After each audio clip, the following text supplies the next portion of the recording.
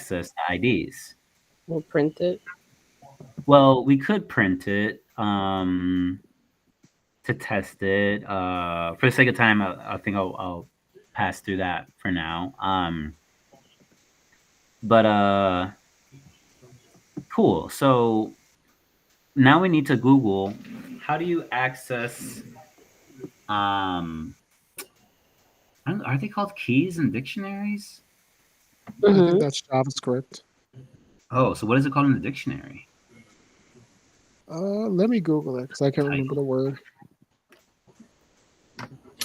It says keys. It does? Okay. So Like it let's auto Google. populated. All right, so let's Google how to access a key from a dictionary in Python.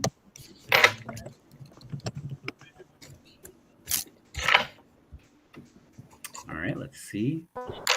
All right. So the first two lines right there, that's the dictionary, my dictionary, right? So what is the syntax we need? So you put the name of the dictionary and then what? The object. Well, so can you highlight? So can you highlight it, Shay? It says name equals, and then what comes after? Don't highlight that, but after that we have the name of the dictionary, which is what? Name. Hmm? Name. No, the name of the dictionary. Like dictionary is an object. In Python, they call it a dictionary. So what's the name of the object? My dict. My dict. Right, short for dictionary. So highlight my dictionary, like on the line after name equals. Yeah. So the first step is to call the name of the dictionary, which is that part you're highlighting, and then what comes next? On that same line, what comes next? A string. Whoa. Not the string. That's not the next thing. What comes right after? Print. No, I mean directly to the right after dictionary. What's the first thing we see? The square brackets. Square brackets, right? So okay. So we need the name of the dictionary, and then square brackets, and then what? The key. Right, the key, and it looks like it has to be in quotes. So that's the information we need to know how to access it. Name of the dictionary, square brackets, and then the key in quotes. All right, cool. So with that information, let's go back. So what did I say? What on line 33, what represents the object? Item. Exactly. So what do we need? The name of the object, which is item. So put item. And then, well, no. So item is already a variable. It's on line 33. That's what it is already. It's kind of built in that way for you. So we need the name of the object, which we got. And then what comes next? No, based on the thing we just Googled. We're trying to access the ID here inside the object. Like maybe glance back at the Google thing. So it's the name of the object, and then what? My dict. That is the name of the object. My dict is. So I'm saying what comes after that. Oh, what's the key? Yeah. Yeah, but specifically the square brackets. Yeah. And then the key in quotes. So let's go to the code. Okay, so we got the name of the object, good, square brackets, and the name of the key is ID. Cool, and make sure maybe it'll work like that, but let's just in case put it right next to it. All right, so item, square bracket, ID in quotes will give us the ID. Great. So let's make a variable out of this. Let's say to the left of this, member ID equals, but the indentation needs to be the same. So go right, yeah, exactly. So let's say member ID equals that. Okay, so let's go to the right and hit enter. Perfect. All right. We doing good? Any questions of what we did so far? We're looping through the list and we're getting the ID from that list. Feel good about it? Any questions just with that? Yeah, love. I just so the word item, that's just like interchangeable. Like Yes. what is okay? Yeah, good question. It is interchangeable. Yep. Perfect. So great. So now, so we have the ID. Great. Now, what we want to do, like I was demoing in Postman, we want to say, does the ID match the URL ID? Remember, we're doing that in Postman. Mhm. Let's go back to Postman. So what it's highlighted right now down there on line 17, ID 1. That thing, that is item square bracket ID. So we saved it in a variable called member ID. That's going to give us that thing down there. So we need to do an if statement saying if the ID down here on line 17 matches the number up there in the URL. Can you highlight the 1 on the get in the URL up there? So if that number is the same as the ID down here, then we return it, right? That's the logic we need to do. And if not, then it's not the person. Cool. So let's go back to our code. All right, we got the ID. So now we need to do an if statement. We feel good about if statements, or we want to Google it? It's new for everybody. So you remember it, Shay, or? I know if and then curly brackets, right? Or is it different? It's different. Yeah, let's Google it real quick. Yeah, you don't need curly brackets and all that for All right. So if and the condition and then a colon. All right. So condition will be the condition. Yeah. All right. Great. So let's go back. All right. So now we can write there if, and the condition is, so remember, we have to go backwards a little. Where do we get the ID from the URL? From like Postman, when you put /1, how do we get access to that? Anyone remember? We can look at app.py to give us a clue. Is it member ID underscore ID? or do you have to put That's like part of it. So it begins on line 43, right? Can you highlight the int member ID? So it begins here. That prepares it. So if you put something in the URL, like in Postman, it will grab it, right? And it'll be saved in a variable called member ID, which we put on line 44. Can you highlight that? Only member ID. So it gets saved into that. And where do we use that again? Right there. Oh, okay. So it's attached to what function? Just to the left of that. Get member. Right? Let's go back to up high. Data structures.py. Okay, so here's get member, line 31.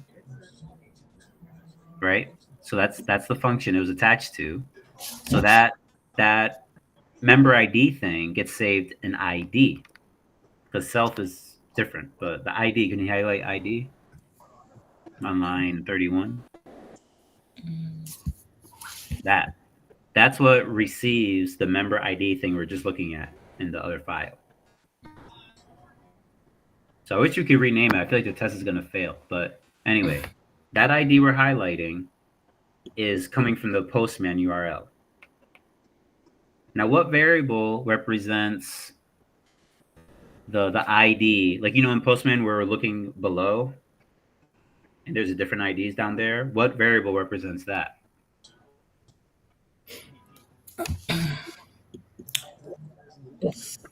Like the member ID. Yeah, on line 34.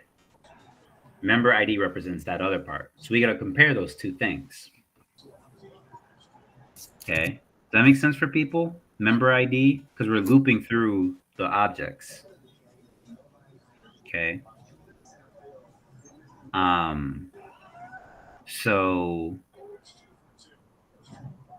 let's change it. So on line 31, that ID, can you rename that to URL ID? Okay. Okay. And now on line 34, let's just keep it like that. That's good enough difference. So the URL ID is that, and then there's the member ID on line 34. Okay, so now on the 35 if statement, we're going to put if URL ID is equal to member ID,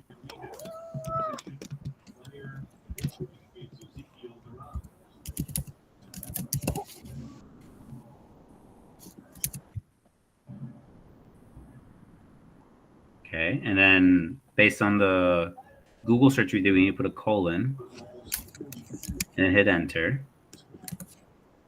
So this represents the curly brackets. What you just entering and it indents like that, that's the curly bracket basically. So, okay, so if the URL ID is equal to the member ID, then that's the person. It's a match. Okay, so we want to return the member, which is, what is the member? What variable represents the member, the whole object? It's on line 33. What is real? Item. Oh, I Item, didn't. Sorry, that was good. I wrote it. Yeah, item is the thing. So we return that.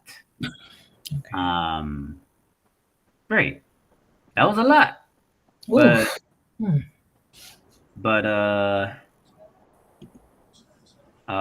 yeah, that was a lot, but it makes sense. Yes, we're looping, getting the ID, and then just saying, is it the same?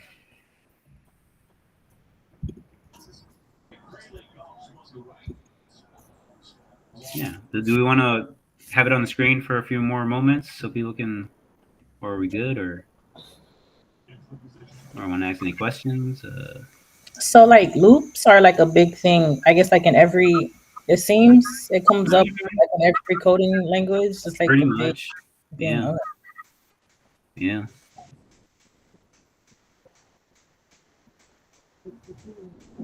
Yeah. And sometimes it's nicer to,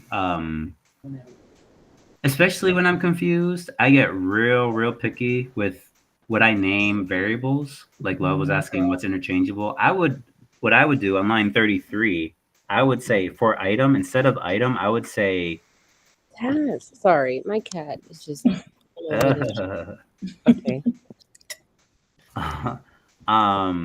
So on line 33, instead of for item, I would say member object. For member object, or it's dictionary, but let's just keep it. That's fine. For member object and member list. So now we got to change, instead of on line 34, instead of item, you could say member object. And then on line 36, you could say member object. So now it kind of helps a little bit, right? We're returning the member object. It's a little more, instead of returning item, then you have to be like, wait, what is the item? Blah, blah, blah. It's the member object. That's what it is.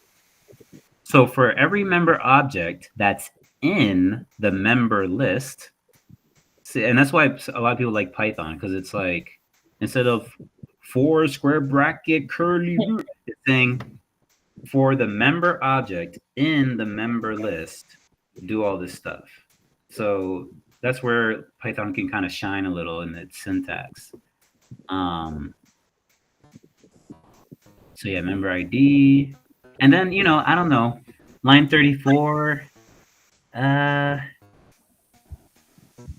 if we didn't do line 34, it would have to read if URL ID is equal to member object square bracket ID.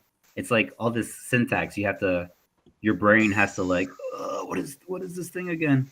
But now on line 35, it's just saying if URL ID is equal to member ID, which is like, it almost sounds like a sentence in a way, So sometimes it's worth it to make an extra variable, but that kind of comes with experience. But anyway, let's try it, because we did all that and it's not working and it wastes time, but I think it will work. So is your thing running? I'll go to terminal. No, do pip env run start. Make it public. Okay. So we got to put /1. I think you just get it like that. Send it. Member added successful. Maybe we didn't return it. Like, go back to your code. So let's go back to app.py. So line 47, members is equal to get member ID, response body, family. Let's just return, I think it's not working, but line 53, let's just return members.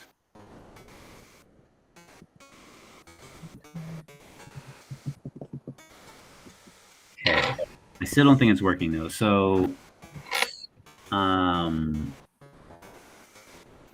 to datastructures.py. Oh, I think I might know why. I think, is there a way to check to see the type? I know JavaScript has type of. Anybody know? Thomas, you got it? How to check data type of variable in Python?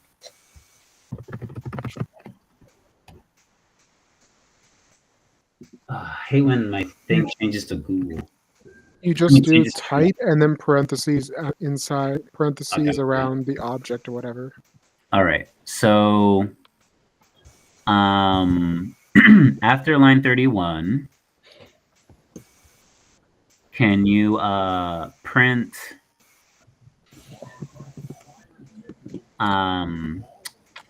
type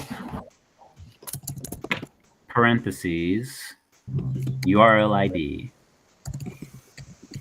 and then put a tag on there. So go once to the right, comma, and quotes, and say URL ID type, exclamation point. Okay. All right, and let's hit send again in Python. I mean Postman. Okay, let's go back to your terminal. Oh, it's an int, so it's not what I thought. Let's make sure. So it looks like it's an int. I thought maybe it was going to be a string, so it was trying to compare a string to a number, and it wasn't the same. That's what I thought was happening, but it looks like it's an int.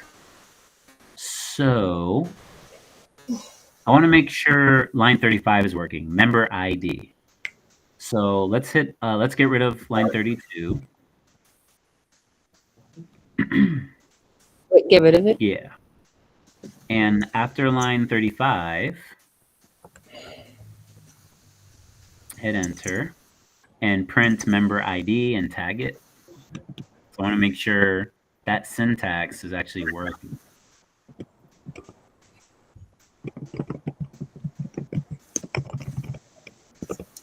Okay. And let's hit send again and look at your terminal.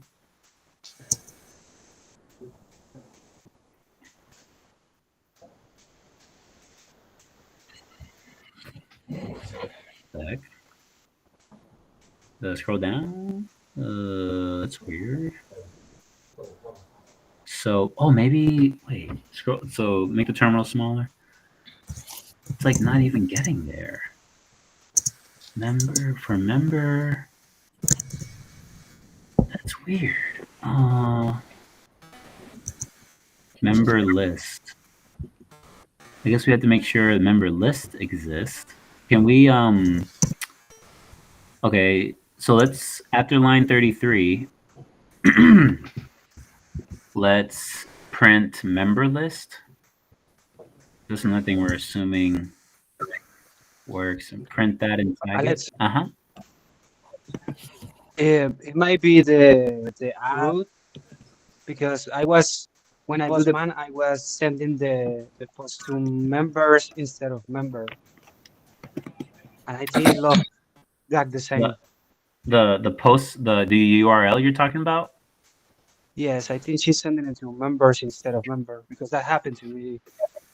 Oh, let's so members /1. Go back to your code. Go to app.py. It is members. Members / and the thing. Oh no, I got it like member. Okay, that makes more sense to put it like member. Yeah, but that's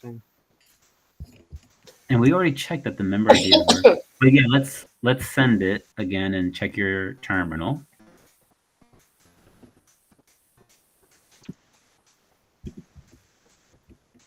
Ooh, look at that. My member list is an empty. So remember, we did a tag. Can you highlight your tag in the terminal? That's your tag. So the variable is to the left of that, which is an empty square bracket. So that's a problem. That makes sense that it. Can you go to Postman and do get rid of the /1 in the URL and hit send? I want to see what members you got. We already checked that. Ooh, it's empty. What the hell? I wonder if it's like every time we do pip-env run start, it like wipes out your. Oh, It shouldn't. Okay. Yeah, I don't know how they have it set up, but change it to a post and scroll down this response thingy and send that. And change it to a 2 and change the name.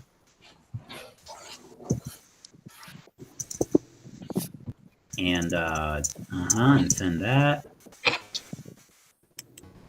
And now change it to a get and hit send. Okay, so now we have some members in there. So now in your URL, say /member /1, because that matches your thing, and hit send. There we go. Okay, so it worked. Oh, it's working. You put /1, and it gave you the ID that is 1. It matches. God damn. So this is when it's helpful. So we're not gonna do this, but you see how much in the dark we were, right? We could put code so like if we're working or someone else, they won't be as much in the dark. So if we go back to your code, go back to data structures.py.